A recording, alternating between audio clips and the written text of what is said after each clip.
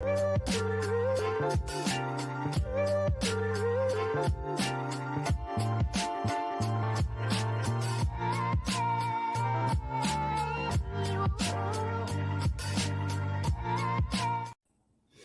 right. Good morning, good afternoon, good evening, whatever it is for you, wherever you are. Welcome to Windsor, Ontario's own talk show of paranormal talk shows, The Paranormal Voice, featuring myself, Michael John of Michael John Paranormal, and the man of the hour, the man of the power, too sweet to be sour, my good buddy of High Spirits Paranormal, the one and only Dale Quigley. All right, fans, we're going to get right to it. I can't believe the guests we got. This has been well worth the wait.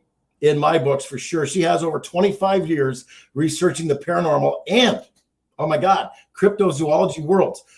She also offers book signings for lake monsters and odd creatures of the Great Lakes, as well as presentations and talks on the following: lake monsters of the Great Lakes, Michigan's Dogman, yes, Detroit legends, the Nain Rouge, cryptozoology of the Great Lakes, dealing with the paranormal and moving on with your life. She is the owner of Squatch GQ Magazine, a cryptozoologist, author, a presenter, a teacher, the gracious host of the Devil's Hour podcast, and into the Liminal podcast, the one and only Shetan Noir. Welcome to the Paranormal Voice. Hi, guys, and thank you for having me on the show. I am so excited to be here. I always enjoy being on new podcasts or old podcasts and meeting new friends and talking. And I'm thrilled that you guys are just like across the river, literally across the door. Like literally, you have to walk past the Nain Rouge to get you guys. I mean, that's awesome. Absolutely. No, Shetan, thank you so much for being here. It's been an absolute pleasure. We met you at the MidCon, and you know we couldn't wait to get you on board, to get you over here, and to be on Windsor, Ontario's own, the Paranormal Voice, of course. But before we get things started, I'm just going to engage. Hello to all of our lovely viewers out there. Welcome to TPV Nation. Okay. Anybody got a question for the lovely Shetan Noir, just feel free to put it down there in the comment section, and we will get her to answer your question.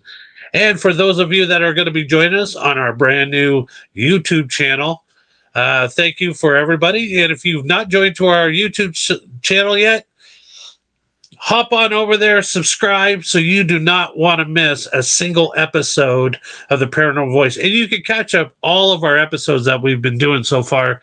Season 2 is uploaded up on the channel right now. And don't forget, we got a fantastic hour to spend with this lovely lady. So let's just get right down into this. Shetan, what got you interested in the cryptozoology field? So I get this question asked a lot, and mine came from a real life experience where I over here in Michigan and throughout the Midwest, a lot of family vacations are camping.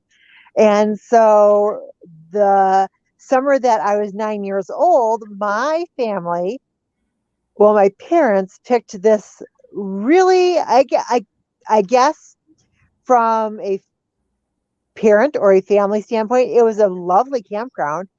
Crystal clear, beautiful lake to swim in and fish in, beautiful tree covered campsites, family activities. But the odd thing about this campground was they had, and I don't remember if he was an alligator or a crocodile, but they had a 6-foot one in a dog kennel next to the gift shop. Mm.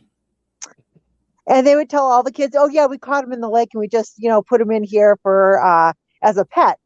So that meant to me, no swimming, no going fishing. I didn't even want to look over the edge of the pier because the water was so clear. I'm like, oh, my God, I'm going to see my death coming. This crocodile or alligator is going to. There's more of them out there if they caught this one in the lake. Right. So one of the weekends that we were camping there, they decided for family movie night, the perfect family movie combo to show was the Patterson Gimlin film, yes, and The Legend of Boggy Creek. Oh, yeah. So imagine 9-year-old child seeing this and being like, well, if there's an alligator in the dog kennel next to the gift shop, of course there's Bigfoots roaming around these woods. I don't care if anybody's seen them or not. They're out there. So I spent the next 45 minutes hiding in the women's bathroom. Two older ladies escorted me back to our truck camper.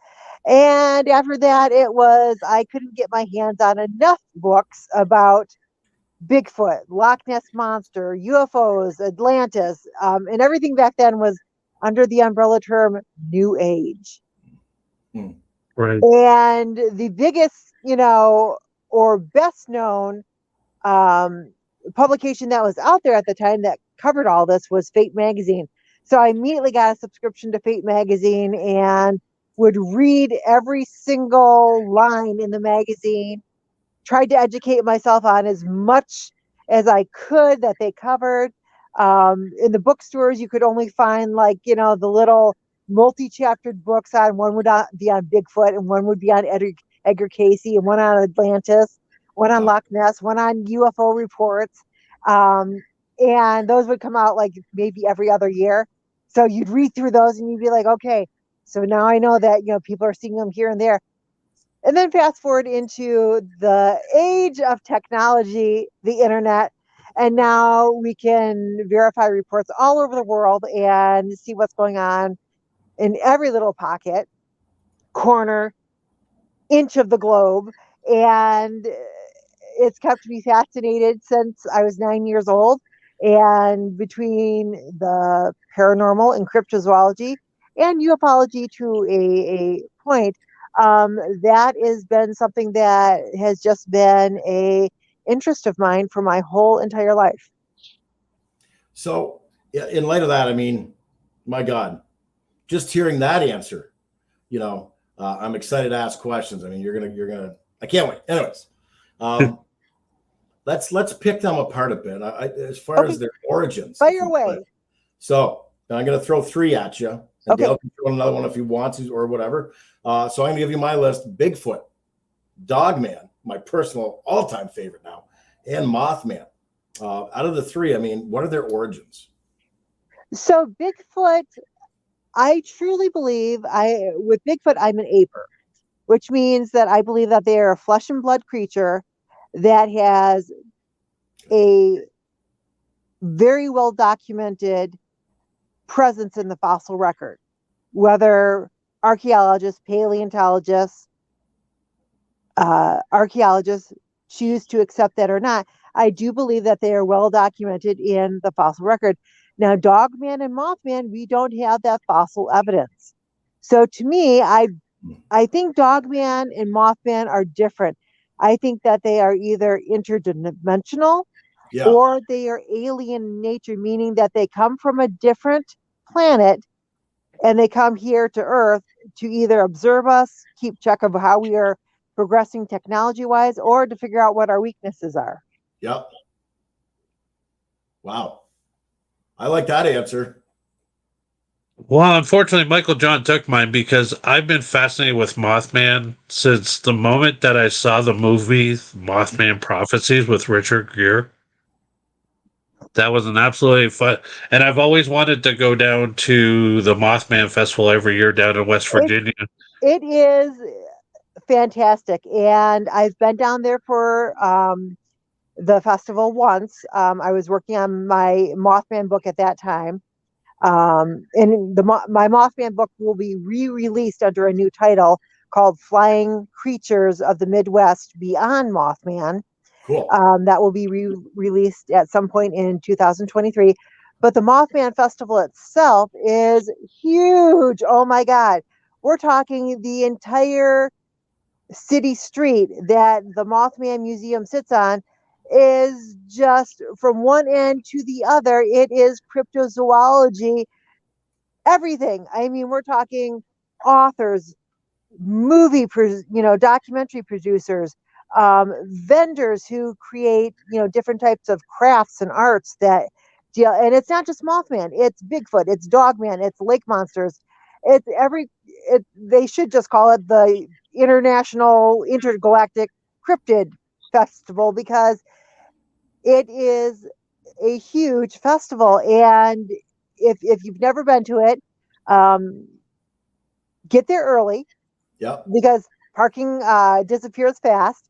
Make sure you bring money for cold beverages and find out where the bathrooms are, because not every business will let you use their bathrooms, but there is a like city park bathroom on the other side of the barrier next to the river. So make sure you find those. Make sure you bring money for buying all those goodies. And if you're smart, this took me a couple of years to realize, but I have my little dogs that go with me everywhere, and they usually go in their strollers. But that stroller makes a very good shopping cart I love it. with a tote bag on the back of it and carriage underneath of it. That way your arm and your shoulders not breaking from, carrying around a 40-pound book of, bag of books with you that you're like, I had to have these, give them to me. Um, because otherwise you're going to be making multiple trips back to your car and having somebody stalk you for your parking spot the whole time. So definitely go check it out. It's awesome. You can meet some of the coolest cryptozoologists in the country there and talk to people who have had sightings or interactions or who just want to know more. And it's a very, very long, it's a long day, but it is worth every minute of it. Wow. I'm already packed my bags and go head over there now just so I get a good spot. I just want to recognize some of our followers that are on here that I can see on Facebook. We have Jackie. Hello, Jackie. And our good friend, Deb DeRoos. Hey, Deb, how's it going? I miss you guys already. I can't wait to get back to Houghton Lake. So, yes, no. So much information to take in at this time. So let's talk about the cryptid eye shine. Like, what's the difference between a common animal and a crypto animal? Like, I know it has to do with the eyes and everything, because I was watching. I've been a big, huge binge watcher of the show Expedition Bigfoot. Okay. So, and I noticed in a lot of the episodes, like the eyes, like when they were watching them through thermal imaging, right, or night vision goggles, they could tell the difference between a deer and what they believed was a Bigfoot. So could you maybe explain that a little bit? So the eye shine, or the taxium lupia, that is when the eyes reflect light back. Now, they say that they can tell the difference, and it comes down to at what height you're seeing the eyes reflecting back at you, the color of the reflection back, because with deer, we see like a whitish yellow, but with Bigfoots, they're reporting more of an orangish red. Yes. And also the shape of the eye, whereas deer, raccoons, cats, coyotes have a smaller eye. This Bigfoot, that would be, those eyes would be about 8 feet off the ground looking at you. They're much bigger than what a raccoon was. So you can immediately rule out that it's anything up on a tree looking back at you because of the size of the eye reflection that you're picking up, and how far it's coming out off of the tree. So with an animal that's hanging onto the tree, you're going to see the eyes very close set and very close to the tree. And even if you actually see them, my mom and I just witnessed, we think it was a raccoon a couple of nights ago in a tree that was about, I want to say 50 feet from our back porch. And he was up in the tree away, but we had to shine the LED flashlight and look at him with binoculars in order to see those little tiny eyes. But a Bigfoot, you're going to see him without any use of a binocular. And when your flashlight reflects that, you're not seeing a whitish yellow eye shine. You're seeing a more orangish red eye shine, and a different size eye, much more human-like, and higher off of the ground. And actually, even if you know that there's a tree there, the size of their head, the size of their face and their eyes, you're looking at something that is, even the eye that's closest to the tree is still going to be farther away than what a animal hanging onto the tree would be. So immediately your mind will start picking up on that's not right. That isn't what should be there. And then you start reacting to it. And if Sure. their sense of smell is as good as I think it is, if it's anything like a canine's or any other animals, they're going to pick up your reactions. You're going to produce an adrenaline, which does give off an odor in humans. And as soon as you start producing that adrenaline, they know two things. One, you're no longer the apex predator. Two, Right. you just became prey. Yikes. So Shetan, I know you are the lead investigator for the Michigan chapter of the North American Dogman Project. So it's a two-part question here. So Okay. number one, how did you get started in that? And how long has that been going? It's three-part. How long has it been going? And what does it all entail? So when they were starting to form the North American Dogman Project and they wanted state investigators, they had put out a call. This was 5 years or more ago. They had put out a call on Facebook for different investigators. So I sent them my quite lengthy bio and talked to them, and I became the Michigan lead investigator. And the thing that sets me apart a little bit different is I have family in law enforcement. I have friends who are law enforcement. In order to do an investigation, people have to fill out a whole questionnaire from me that is more like a police report than it is anything else, because I don't like my time wasted. And so people have to fill out, if they want me to pursue an investigation on their behalf, they have to fill out that questionnaire. So that was Okay. something that set me apart from your average investigator. And I do find a lot of dogman investigators out there who just believe everything, and they don't come at it from a forensic standpoint of, okay, I need evidence. I Right. need foot tracks. I need multiple eyewitness reports in the area. I Okay. need some type of, damage done to livestock or your property.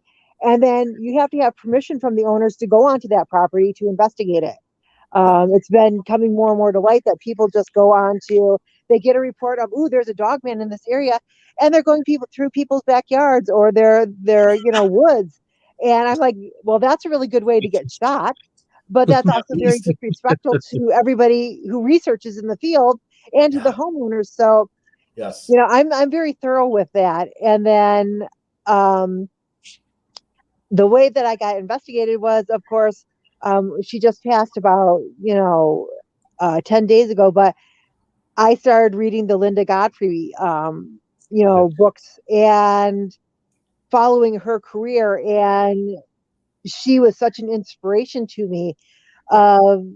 She went from a illustrator for a newspaper, a local newspaper there in Wisconsin, to nobody else wanted to cover these stories, and she went out and started investigating these stories, and the career as an author that it built for her afterwards. I am and will always be thankful to her for taking that step up and going and investigating those reports, because she gave us a full introduction to Dogman and what people were seeing in Wisconsin and then in Ludington, Michigan.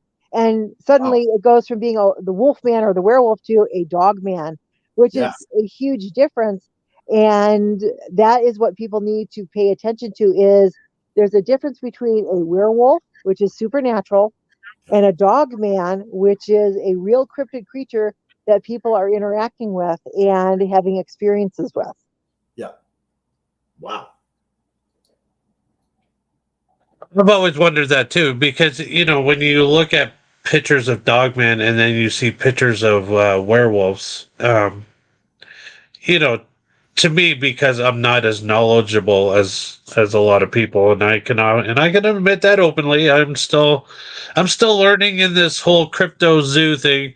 Michael John's the one who got me into the crypto. It's like, yeah, I've heard about Bigfoot and all those, and never heard of Dogman until I went up to the UP the first time back in 2014. I was like, "What, a Dogman?" Like, what? Because there was an actual video that was circulating uh, that these hunters claimed that it was a Dogman on their hunter's camera. I mean, of course, it's like every other Bigfoot video that's out there. It's pretty blurry, so you can't really Right. tell if it's a bear standing on its hind legs or not. But yeah, no, I've always wondered that myself. Like, what? I mean, besides the origins, I mean, everybody knows about werewolves. They've been around for centuries. But the main component, like, if you were walking through the woods, how would you tell if it's a wolf or a dog man? So the werewolf is folklore and superstition and supernatural. A werewolf is a human that transforms into a wolf during a phase of the moon, a full moon. Dogman is a bipedal canine for its whole life, and if it goes down on all fours, it's usually setting a trap. So I always tell people, if you're driving down the road and you come across a larger than normal canine, observe it before you get out of your car. Observe how it's acting. Is it acting like it's hurt? Is it limping alongside the road? Are you next to a cornfield that is full of stalks? Are you next to a woods that is, you can't see past the first, 5 feet into the woods? Because this could very well be a trap to catch you, the unwary human, who gets out of their car, tries to help the hurt dog on the side of the road, and suddenly you're encountering a pack of dogmen. That's ridiculous. Wow. Well, People all I don't can think say is about now, this Michael stuff. John, so we are smart. not stopping for any dogs anymore. No. If I see a dog hurt on the side of the street, you want to go save it, you're on your own, buddy. Now, Even a granted, poodle. if it's a poodle, yes, I would stop and help it. If it was a Shih Tzu, I would stop and help. But if it looks wolfish or Siberian Husky-ish or a Malamute-ish, Yeah. no. If it looks Not anything like it could be a wolf type thing or a coyote type thing, no. Because So it's probably one of those, and I don't want to get bit by it.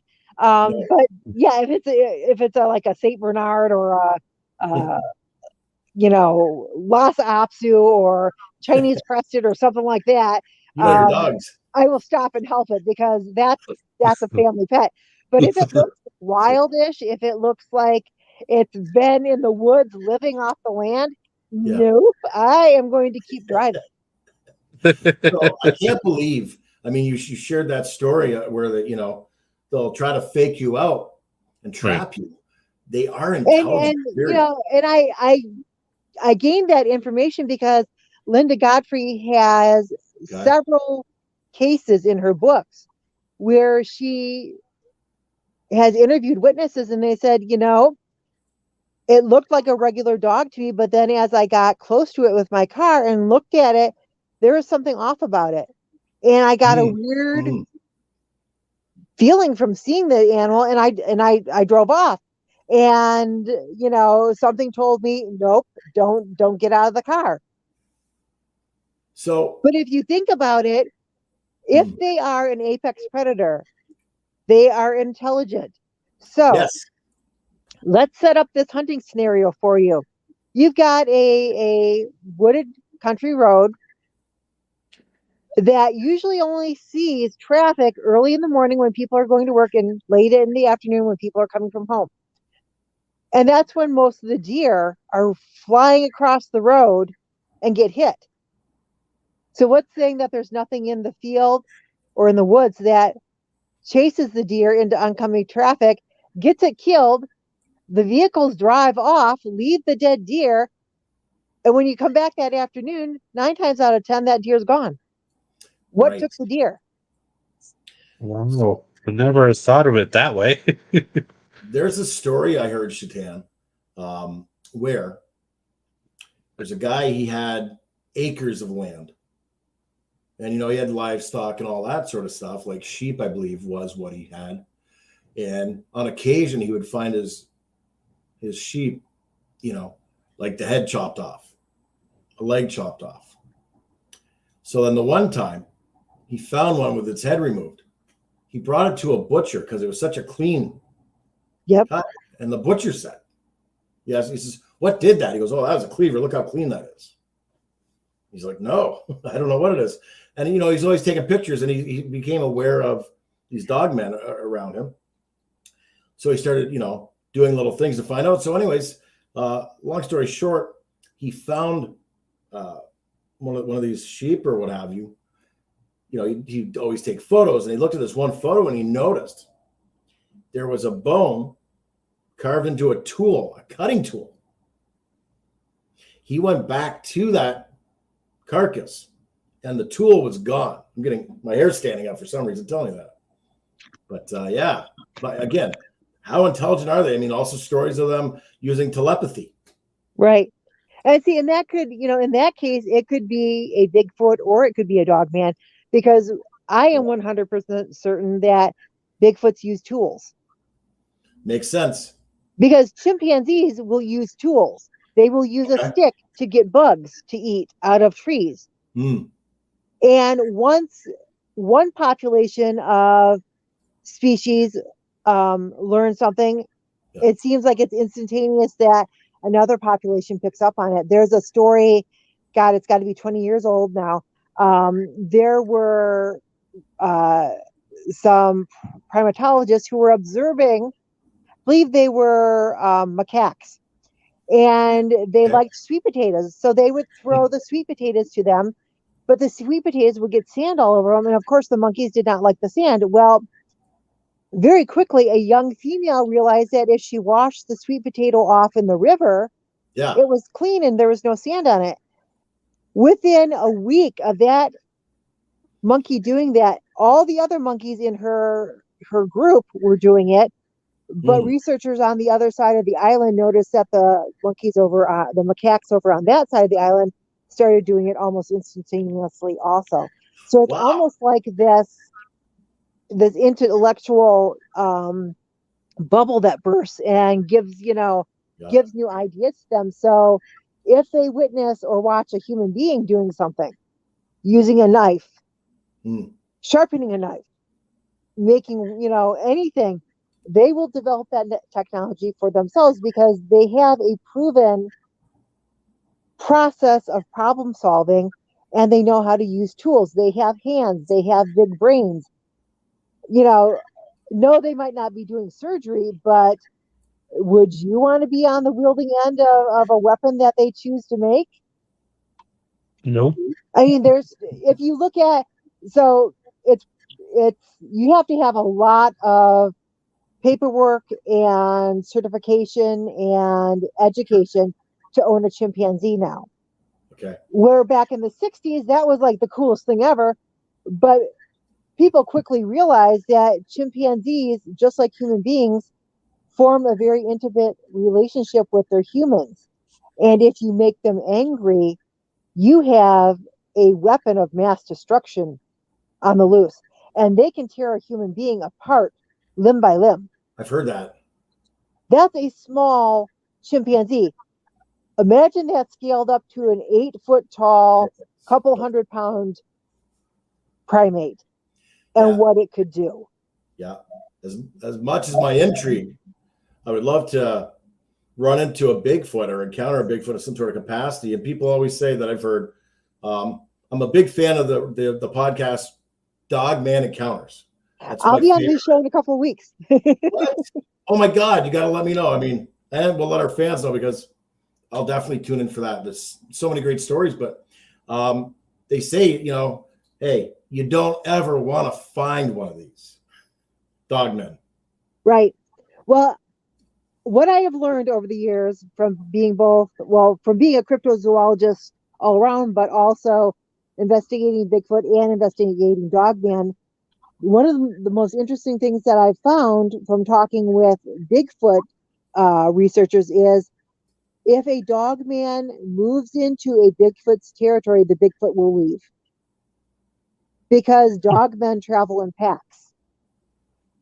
And while one-on-one, I would put my money on the Bigfoot versus a dog man if it was adult versus adult.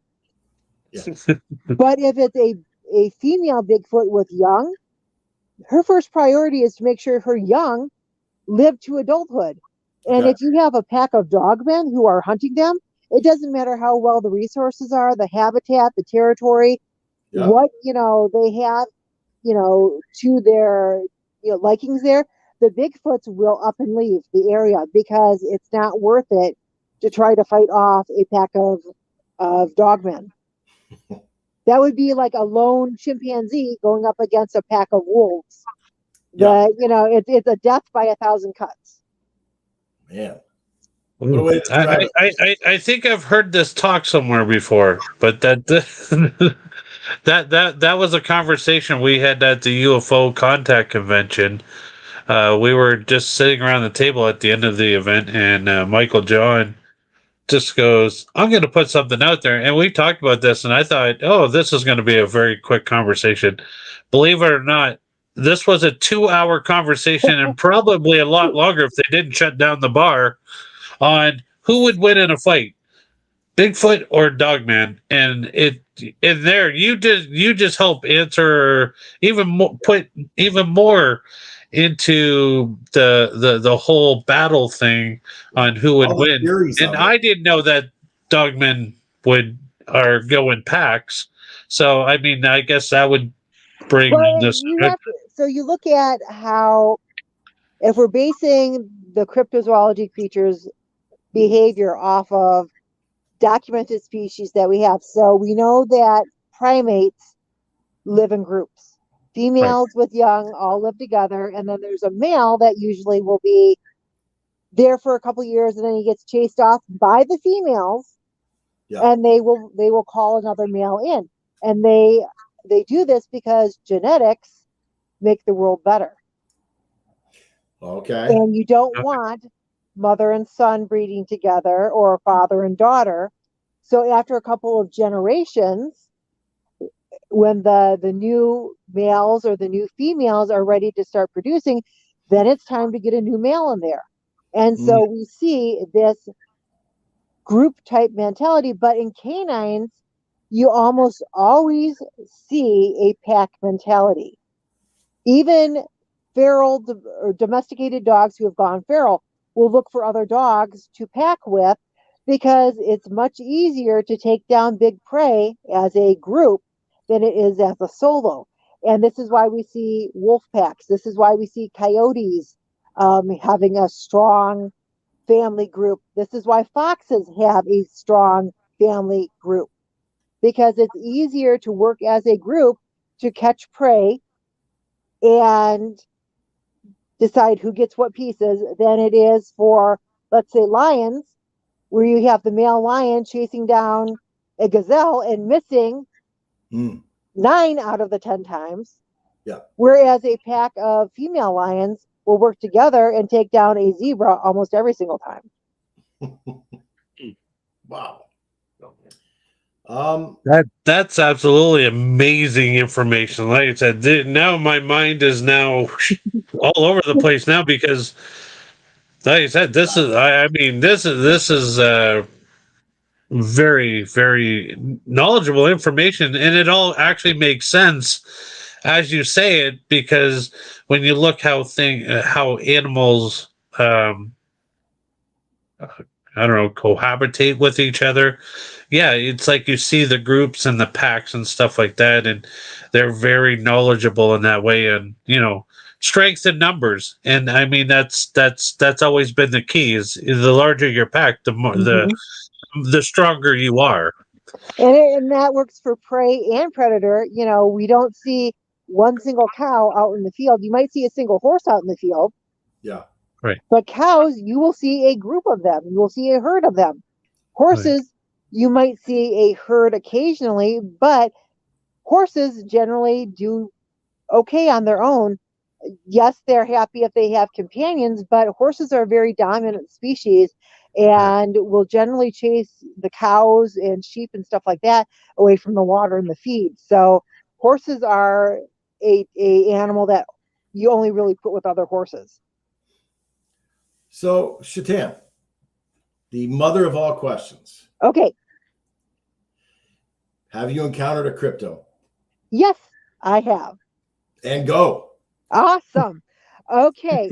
So my cryptid experience was with a Bigfoot. Okay. And this happened, I want to say about 8 years ago. I had gone up, my mom is the bear curator or senior bear keeper up at the North American Bear Center in Ely, Minnesota. Wow. So this was about 8 years ago. Mm. And I was going up there for the first time because we wanted to go, or she and her friend had invited me to go up to Winnipeg with them. Yeah. And so it was last week of October. So gave up going trick or treating with my family. It's like a family thing. We all go, and so I headed up to Ely. And going up there, literally the deer were lining the road trying to get hit. Like I just learned to get behind a semi truck because they were just all wanting to run into the road and get hit. So I got behind, semi trucks to go up Michigan, across the UP, up into Wisconsin, into Minnesota. Yeah. Now to get to Ely, Minnesota, you drive to the middle of nowhere and you drive past it. There's one major road going into Ely and one going out, and it's the same road. So we went up to Winnipeg. We had a wonderful weekend up there, and then we came back. We got home like midday Sunday, and we were watching the news report, and it said that Monday morning a major snow front was coming in. Now I'm in a soft-sided Jeep Wrangler Sport, and I'm like, I do not want to get caught in a snowstorm in my Jeep Wrangler. Just something I don't want to do. So I'm like, okay, we're going to have dinner. I'm going to go to bed early. I'm going to get up around 2, be on the road by 3, and hopefully I can outrun the snowstorm. So everything's going to according to plan. Now when you're on the main highway going through Ely, that is a 2-lane highway. Mm-hmm. You don't get to a 4-lane highway till you get into Virginia, Minnesota. So as I'm coming up onto the on-ramp to go up onto the 4-lane highway, I have the headlights on, I have the fog lights on, and what I see is headlight, fog light, thick, furry leg, tall grass, thick, furry leg, fog light, headlight. And I saw this for about 15 seconds. Yeah. Now, I can still picture in my mind the fur on this animal. Now, years ago, I was a professional groomer, which means I know coats very, very well. And the closest thing I could describe the hair on these legs to would be a black Newfoundland dog's hair, and one that has been outside all year long exposed to the elements. So black, but when the light shines on it, it has that rusty tinge to it. Yeah. It was thick, tufted hair. Yeah. Very insulating, very warm, it looked like. Wherever the head and chest of this animal was, it was higher than what my head was in the Jeep. Now, if I were standing outside my Jeep, I could rest my chin on the top hood of my Jeep, the canvas top. And I'm 5'8". Okay. So that means that the midriff of this animal was 5 foot. The head and chest was another 3 feet up. My God. Wow. At this point, I'm driving past it. I get up onto the 4-lane highway and I stop. And thoughts are running through my head. Oh my God, I know what I just saw. It's not a black bear. They're all in hibernation by now. Your Minnesota black bears start hibernating in early October. This was late October going into November. With snow coming, bears are hibernating. It wasn't a moose because the hair on the legs of a moose is very smooth, very velvety. Yeah. It's only their chest that is thick furred. The legs on this creature had a thick Newfoundland dog like hair on them. So I'm sitting there thinking, I should go back. I should go across the median, go back down the off ramp, come back around and see if I can get pictures of it. But at that time, I had the most basic Motorola flip phone that you could get with a camera screen on about that big. We're talking old style. I think I still have one. I mean, old style. Yeah. It opened up like a laptop, computer would. It was hinged on the side. So I'm like, okay, so what if I do illegally go across the median, go down the off ramp, come back around? And what if Bigfoot decides he doesn't like that and flips my Jeep on its side? How does that phone call go? Who do I make that first phone call to? Hey, Mom, can you send a tow truck to the on ramp going up into, Virginia? Well, why? Bigfoot flipped by a Jeep. My mom, knowing me, would probably be like, okay, but you're not going to be able to explain that to the police and the tow truck driver. They're going to think you fell asleep at the wheel. And it's like, no, honestly, I didn't. Not with what I did. So it's at that point that I said, I know what I saw. Yes. My camera's not going to take that good of a picture. I might as well just keep driving. But I was paused there, stopped for at least a minute. And I'm thinking, what if there's more than one of them? Right. So I start driving and I'm going the speed limit, which is about 65. And I'm thinking, I don't know how their communication system works. Yeah. What if they can call ahead and tell something that danger is coming? And not only that, what if they have an advanced communication where they can describe the vehicle? Wow, So you really thought it through. If a rock's going to come through my windshield at any point. So I didn't really actually feel safe until I crossed over the bridges in Duluth, from Duluth, Minnesota into Superior, Wisconsin. Then I felt safe. Then I was like driving through the UP going, okay, I'm good. I'm not going to see anything else. By then the deer were like either dead or had gone somewhere else, but I still got behind a semi and was like, just drive. And I didn't really, feel safe until I got across the Mackinac Bridge coming into Lower Michigan. But it was like, nope, I know what I saw.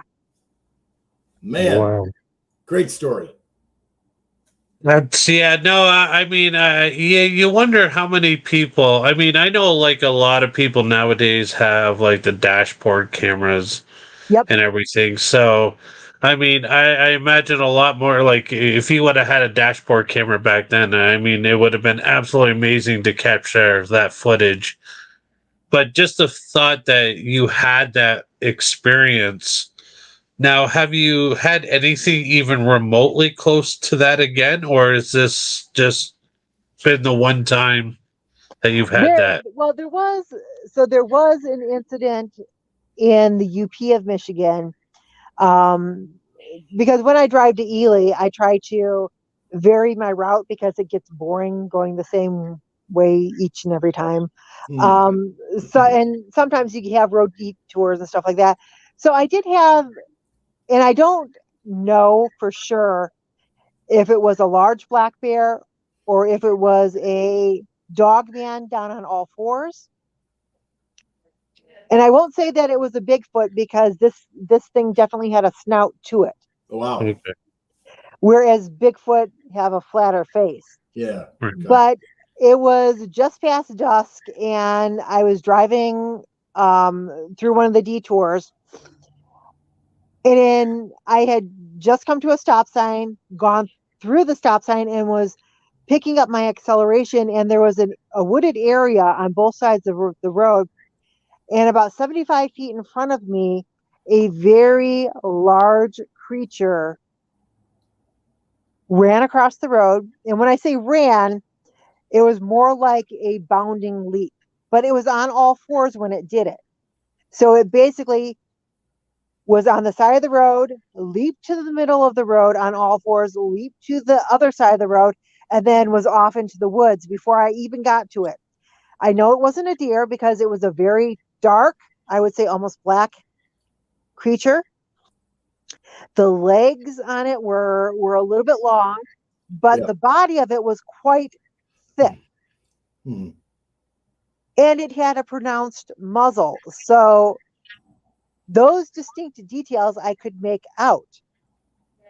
Now, I don't know if it was a black bear or if it was a dog man that just figured he could cross the road faster, or maybe he was pursuing something that I didn't see go into the woods before I saw him. But this creature, it only took a matter of bounces for it to get across the road, and then it was gone. Wow. And so part of me says, oh, there's black bears in this area. For my own mental safety, I will say that is a black bear. But I have a lot of Bigfoot friends up there who say we have just as many dogmen in the UP as we have Bigfoots and bears. Wow. So it's like, okay, I know that they're up there. I won't 100% say that I saw a dogman, but I did see something. And just because of the size of it and the locomotion of it, I'm well versed with black bears. My mom works with them for a living. She has them outside her house up in Ely. If I want to see black bears, I know where to go. I've been 6 feet away from them sitting, taking pictures of them, moms and babies. You're crazy. Oh my God. I mean that in the best of ways, but oh my God. But I know the difference between a brown bear and other live or wildlife out there. So whatever it was, it's probably still up there running around in the woods today. This was only maybe 2 years ago. Wow. That story there, pretty amazing that you've even could say you've possibly been that close to a dogman without them turning their attention to you or whatever it was. But thank God they did it. I was not in a soft-sided Jeep. I was in my Ford Escape, which could outrun my Jeep any day, and is a little bit bigger than the Jeep. So I wasn't that worried that something was going to flip my vehicle. Pretty much because I was like, I will outrun your asses. I can do that in this area. I can go 0 to 60 in a blink of an eye. The Jeep would be like, then you're up to 60 miles per hour, and you're like, okay, I think I outran it. 10 minutes later, So, Shetan, for all of our viewers out there who want to get your books or your magazines, where can they find any of your published material out there? Sure. So my books, Lake Monsters and Odd Creatures of the Great Lakes, Flying Cryptids or Flying Creatures of the Midwest Beyond, Mothman, those are available on Amazon. The Flying Creatures book will be probably in January. It'll be released. I'm going to change the artwork on it and re-release it. And so those are available on Amazon. If you type in my name, Shetan Noir, those will come up. Now for the magazines, Squatch GQ Magazine, Cryptozoology Digest, Into the Liminal Abyss Paranormal Magazine, Dinosauria and Prehistoric Creatures Magazine, and Rockhound and Prospector Magazine. If you type in Squatch GQ, that will bring up all of the publications. And I also have on Facebook, Squatch GQ, Cryptozoology Digest, and Into the Liminal Abyss Paranormal Magazine have one shared Facebook page. Okay. Dinosauria and Prehistoric Creatures has its own page, and Rockhound and Prospector Magazine has its own page. And also, they have different websites. Wow, that is absolutely a mouthful, and I look forward to especially getting my hands on the new release of the Mothman book because, like I said, I've been I don't know what it is about the Mothman, but I've been so mesmerized by learning as much as I can. About as much as Michael John loves learning about Dogman, I want to learn that much about Mothman. So yeah, no, this hour flew by. Indeed, it I has. think, always I think does. we could do another 10 more hours of just talking about experiences and Oh, all yeah. your knowledge. I mean, my God, Yeah. the knowledge you have is outstanding, and I look forward to learning more from you down the road for sure. Oh, thank Absolutely. I you. mean, you write books, but you are a book. I mean, holy cow! Thank you. What have animal related? I mean, how lucky have you been? I mean, you're a professional groomer. You grew up next to bears, literally as you described earlier, sitting about 6 feet away from mama and baby bears. That in itself, you know, what I mean, that stop right there. You don't need to go any further. But then on top of that, I mean, you got 25 years plus in the paranormal cryptozoology world. You know what I mean? Yeah. It reads like the who's who of A to Z of everything. You know, what don't you know? It'd probably be easier to say. You know, I'm sure there is stuff that I don't know, but I do a lot of research because I write a Yeah. lot of articles and do a lot of interviews. Yes. And so when I'm not researching, when I'm not writing, when I'm not watching programs, Yes. I'm either sleeping or eating or doing something with the businesses or the dogs. So it pretty much influences my life.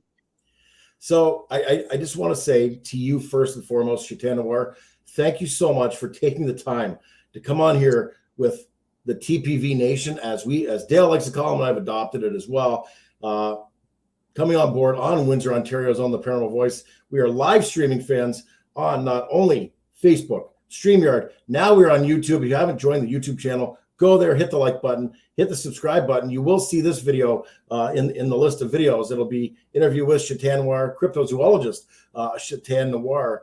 And again, Shetan, you are definitely an amazing interview, a knowledgeable young lady, and I thank you. Dale thanks you, and the TPV Nation thanks you for taking the time, because without you and someone as great an interview as yourself, we've been lucky to have such great interviews, and you're no exception. That's what keeps us going, and that's what gets our fans on board, because they want to hear someone who's articulate like yourself, who's intelligent and knowledgeable on the topics, you know, like yourself that you're on. So thank you so much. So Shetan, you said what you wanted to say. Oh, wait.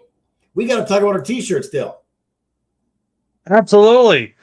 We have these brand new t-shirts now available. Ooh. If anybody would like to order a shirt, you can contact us through our email, theparanormalvoice@gmail.com, or you can message us right here on Facebook Messenger or whatever. T-shirts are $20. You let us know the size and the address. That includes all your shipping costs and everything. Unless I can personally drive it to your house and hand it to you personally, I'll be more than happy to do that as well. But yeah, if you would like to order one of our fantastic t-shirts, yes, please drop us a line. We would love to get them out to you. We're going to get an online store up and running soon, so we'll give you guys a place to go and order them right off the line. But in the meantime, yeah, call us up. It makes a great present for somebody who is a Paranormal Voice fan. And we've got, and actually the great news of it, 1,800 subscribers on our Facebook channel. Woo, as I logged in today. So we've got 1,800 TPV Nation fans subscribing to our channel. So we thank you to all those fans that are tuning in each and every week, showing your love and support for me, Michael John, and all of our great guests that we have each and every week. I cannot wait. We have the lovely Cheryl Lynn Carter coming up this Friday night at, I believe, 7:30 p.m. or 8 p.m. I just watched for the posting for that. Another fantastic lady. We met her at the UFO Contact Convention. She's pretty cool. I've talked to Cheryl quite a few times. She's pretty cool. She's amazing. Absolutely. And I look to diving in and how she does remote viewing and talk about the Skinwalker Ranch, another show that I find absolutely amazing.